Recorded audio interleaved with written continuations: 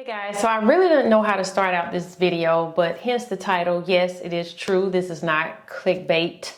I did make over millions of dollars throughout the years as an entrepreneur. I have been an entrepreneur my entire adult life. But I have one particular business that I started in 1998, and it was my most successful business. But you aren't here for the old business, you're here for the new, right? And the new business that I recently started, coming up in almost a year, this year in June will be 1 year anniversary. That business is killing me, okay?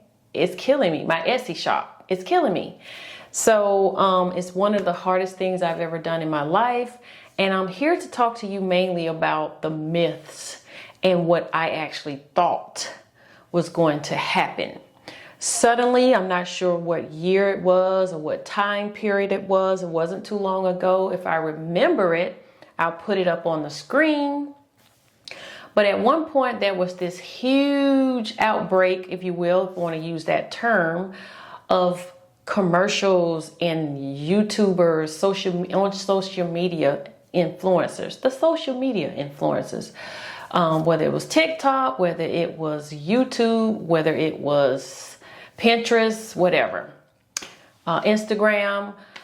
I just kept running into videos saying, you want to earn passive income, passive income, passive income. First of all, what is passive income? For those of you who don't know, passive income is basically where you earn a living without having to put your hands on it on a daily basis. Let me break that down a little bit clearer. If you have a business that you do not have to attend to each and every day, then that is considered passive income. It's kind of like you put the food in the crock pot and walk away, and you don't have to do anything else to it. Let it cook on its own, right? Is that a good analogy? So that's basically how passive income works. You put in all the work, and it's usually a lot of work, but the payoff is you don't have to attend to it anymore. And then after that, the money comes into the bank account, or it comes in direct deposit to your apps. Now people get paid through apps or whatever it is, but you didn't have to actually do anything anymore. So with Etsy, I kept hearing, earn passive income by selling digital products.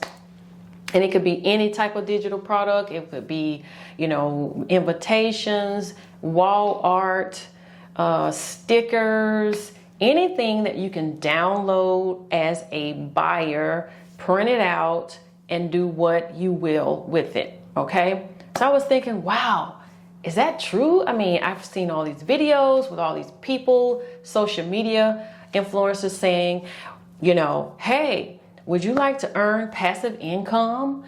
And so I thought, okay, you know what? This has to be too good to be true, but you know what do I have to lose? It can't be that hard, right? So why don't you just start up an Etsy shop and throw up a few digital products, and you don't have to do anything else, just walk away. You can tend to your other businesses, and you just keep hearing the cha-ching, cha-ching, cha-ching, right? Wrong, okay? So far to date, I have 6 sales. And those 6 sales did not come easily. The first 5 sales actually I feel like it was luck, because I did not stick to a niche, like when I say niche, I have a niche shop, if you will, is family related. So anything that's family, whether it's baby shower invitations. At the time, it was weddings, Father's Day, wall art, Father's Day invitations, Mother's Day, things of that nature. And also, I was trying to figure out how I could get the audiences of like small businesses, whether it was a cupcake shop or a daycare center, because with wall art in particularly and invitations, You can also reach small businesses. I wanted to reach out to other social media influencers, whether they were like small channels that just got started on their YouTube channel in particularly. But then I felt like I learned, I won't say I learned really quickly. Let me not say that, because that would not be true. But I did learn that I had too many apples in one basket. And you heard of that. You could be a jack of all trades. In my case, be a Jane of all trades and a master of none. So I'm saying all this to you. If you're thinking about starting any type of e-commerce shop, whether it is your own or whether it is something like a marketplace like Etsy, you better learn from my hard mistakes to niche down. Now, I have seen so many people on Etsy and other places, marketplaces, like Etsy, where you see someone that has a multi-faceted shop. They're selling everything. Have you ever been to a beauty salon and they do hair, they do nails, they sell clothes, they sell meatloaf, gasoline, get your taxes done, all of that. And you're thinking, wow, this is great. But at the grand scheme of things, when you're first starting out, it doesn't work out. You're not successful in anything. And I had to learn that the hard way. And I'm still having a hard time with it because I'm like Prince. I like to do a lot of different things. God rest his soul, but I like to do a lot of different things, and I am talented in a lot of different things. But maybe because I try to do too much, nothing has really taken off except for some of my old businesses back in the day, which in retrospect, I think it did well because I was only doing one thing. Now, for those of you who happen to stumble on my channel and realize that I used to have a channel about 7 years ago and I left with about 4,000 subscribers. It was my cleaning channel.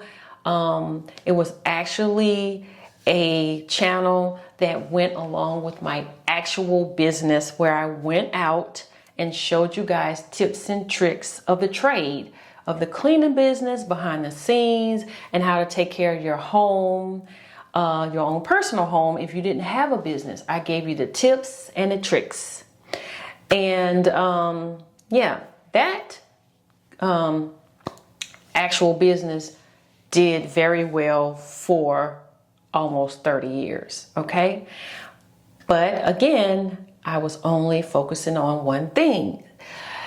So somehow, I don't know why, but I thought because it was gonna, I'm using this Etsy shop as one of my passive income businesses, or I'm trying to. I just thought because people Google for different things, and if I happen to have what they're looking for, they'll go to my shop and they'll purchase it. And I think that's how I got my first five sales, is because someone was looking for something in particular, but they probably didn't come back again because I didn't have anything else that they was looking for, because it wasn't in relationship to what they bought the first time. And I think that's why I haven't been successful. And so I'm going to show you my shop now. So here is my Etsy shop. And I am finally niching down to a actual niche, if you will. I just decided to settle on digital art, primarily nursery digital art. However, it can be used, like for instance, these are strawberries. And if someone had a shop where they are selling like a brick and mortar, say food, and they would love to have some strawberries or something, wall art. Maybe they have some ice cream and just want some cute wall art or something. Then it could also be used for that. It could also be used for a daycare. So I started out with just random digital art, but it was all family related. Like this is an educational wall art. And I'm not going to delete any of this wall art and other art. I'm just going to keep going forward with the regular digital art, wall art, instead of just digital miscellaneous digital prints. I'm going to just, you know, go on and continue with my digital wall art. So without further ado, here's a little short clip so you can see my shop now. I've changed the front of the shop and everything, and you get to see a little bit of my listings. I would appreciate if you guys support my small business. It has been a whirlwind. If you see something on there you like, I would love it if you purchase. And I'm not going to talk anymore because this can get too long, and because this channel is small, you know, I want to hold your attention as much as I possibly can. But until then, I'll see you guys on the next video, and thank you so much for watching. Don't forget to subscribe.